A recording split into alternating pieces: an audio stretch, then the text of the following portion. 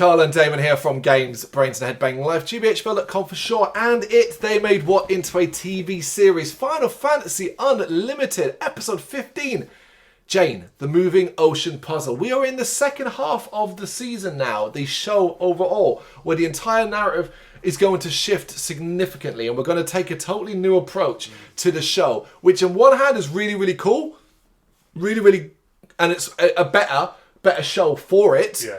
But a lot of the stuff that was relevant in the first half, the first 14 episodes, are going to be completely irrelevant going forward. And if you thought it was confusing before, holy shit. Because we are now in the latter half, and do bear this in mind. This show was originally going to be 52 episodes and was cut to 25. So be prepared for the most frantic attempt to wrap everything up at the end. It's a shame because like I said, this whole ocean puzzle is such a great idea. There's a lot of fun to be had here. Think levels, basically, and that's what we get here with the overall narrative of Chaos and Omega and the Earl and all of that thrown in as well. Okay, things are different now as we get an introduction from Sid, who speaks directly to us, like looking at the camera, explaining how the Mecca of Wonderland works. First, there is soil, which is in abundance in Wonderland and is a sand that produces different kinds of energy, and when used in a spiral motion and combined with a driller can power Mecca. He claims that the destroyed Ghost Train used soil and pieces of antimatter, which was also a piece of Omega. And I was like, oh my god, why are you doing this? It's a lot of information. A lot of information. That later, well, right now, you know what? None of it matters. None of it's important. And the soil thing will get changed later on. Yeah. So there you go. Forget it all. Sid now says that he can't explain everything just yet, but he'll continue going forward, and that all you guys out there can look forward to it. And I was like, what's going on? Why is it broken the fourth wall? Why is it like? Do you know what I mean? What's happening? He's literally talking. Like, this is weird, and I'm gonna like. It was weird. After the opening credits, though, here's Fabula again, and she speaks very briefly about submarine Jane. Speaking of which, we now cut to that deep under the water as it travels. Nave is giving a speech to the troops, explaining that the flying water they are after is at the end of the sea, and they will face many threats along the way and defeat Chaos. Lisa wonders where the kids are, and they're nearby feeling bored. Sid is down about not seeing the Ghost Train. Shut up, Sid. Shut up. But use praise of Jane starts Sid off talking energetically about what Jane is capable of. There are some of the Commodine assisting in odd ways, but Sid carries on and explains that Jane uses a system to extract energy from seawater in the office to give them a tour of the engine room. I does not want to do this and grabs you before running off, explaining that they have cleaning duties to attend to, because Sid's so over the top about it. Yeah. I mean, look, I'm going to be really crass about this, but Sid's the kind of guy who is wanking over like pictures of Jane. I was going to say, this machine. He's in love with the machine. Yeah, this or the other one, Sylvia. Like he's weird about it. Yep. They end up exploring the ship themselves and seeing the Commodine working and training and some of the amazing things outside in the sea. The meal scene is weird as fuck, man. And Lisa and the kids are in love with the food on offer. They're then shown to the rooms, and Lisa learns that she'll be sharing a room with a female commander, which she gets weird about. Yeah. I thought that was weird. The kids are happy to have a room with beds, though, with Chobi is waiting for Ironside. And you know what happens next? Of course, it grabs her hair. Of course. Outside, the fellas see Crux swimming along. Cuckoo. Before cutting to an underwater base that houses Peace.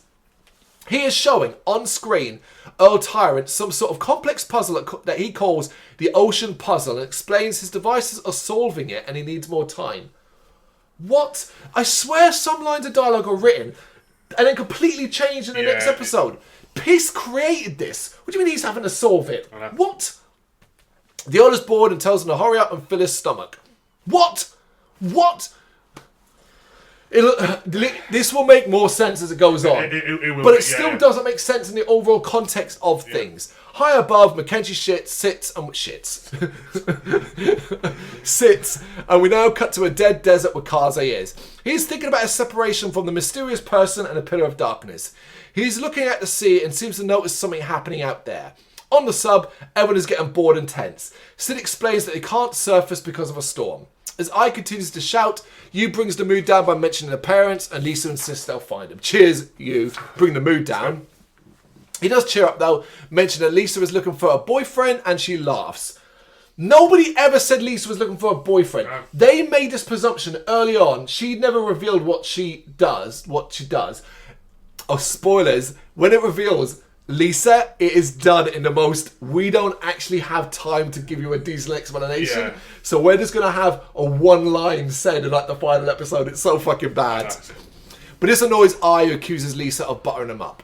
Fungo now arrives, which is that bag thief, and declares he's getting a bad feeling. Get used to that, because that's the thing he does throughout the rest of the show. Yeah. I've got a bad feeling of it. Who do you think you are? Obi-Wan?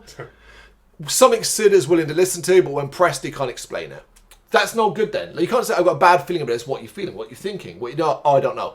Well, shut up then. Exactly. Shut up. Outside, we see a strange dark square in the ocean. How ominous. We now cut the piece who activates the ocean puzzle, and he sends it after the sub. Apparently, it's a living thing that can trap them. The sub, having approached that dark square, is shaken, and Lisa is noticing strange energy. Sid tries to get them away from it, but they are sucked in. We now see Peace looking over the puzzle, and it appears as though the sub is now inside it. Okay. In the sub, panic is setting in as they're assailed by maddening lights and sounds. Then approached by an underwater creature, and Nave orders the troops in the battle. Even though they have no idea if it's friendly, they fire at it. Like, oh, that's good, guys, isn't it? A system made possible by the Commandine blowing through tubes to shoot missiles. Okay, you know what? I'm cool with it because it's a weird show and it's, does weird things like this. Yeah. Final Fantasy is weird in general. Yeah, exactly. Yeah. They make impact and seemingly destroy the unfortunate creature, confirmed by Victor Amusing. I was like, the poor thing was probably just swimming a la la la la la. Boom. Having witnessed this on screen, the Earl is unimpressed. Pist explains that it wasn't even the start of the puzzle system and throws some barbs at Herbert, and the Earl complains of being hungry. The sub carries on and comes across Kaze sinking in the water. They're as confused as I was. I was like, what? But at least they're like, what? Yeah. Sid uses Jane's crab hands to bring him aboard, but they find he might be dead. The kids beg Lisa to give him mouth-to-mouth, but she gets embarrassed. And I was like, seriously? Seriously? Yeah. You're not snogging him. It's mouth-to-mouth resuscitation, You're not gay if you give mouth-to-mouth to a dude, a exactly. woman giving, you're not in love with Kaze if you give him mouth-to-mouth. She wastes too much time, though, so Nave steps in, but as he leans in, Kaze opens his eyes. Because guys are like, oh, I ain't gay, bro. I ain't getting kissed by you. Peace now appears and tells them they're trapped in his dimensional puzzle and they will have to take part in his games to escape. He explains that it is room-based and they will have to make their way through his attractions to get to an exit. However, if they fail, they'll end up falling through the bottom of Wonderland where they'll be consumed by chaos. And I was like, oh, okay, that's interesting, but maybe just do that. Yeah, Maybe just do it. Like, why are you fucking around? Why just, make them drop through the bottom of the puzzle? Yep. Everyone isn't happy to hear that they might be eaten alive, obviously. Everything goes crazy in the sub, though, as Peace announces the Wonderland World of Winners. That was weird, because it's not like a game show. Yeah. Yeah, I suppose, yeah. It's not. Yeah. But there you go. That's our setup for the narrative for the second part of the season. This isn't that good of an episode. It's really just showing us things and setting things up and setting up the narrative more than anything else. More story again, yeah. But it's fine. Everybody's here. We have a clear direction we're going in, and there will be fun stuff going forward. Yep. That is episode 15, Jane, the Moving Ocean Puzzle. You got any thoughts? You know what to do? Let us know in the comments. Thank you very much for watching. If you'd like to see more content like this, please consider hitting the subscribe button. It is gratefully appreciated. You can find us over at gbhbl.com, our full website where reviews, news and so much more goes up daily.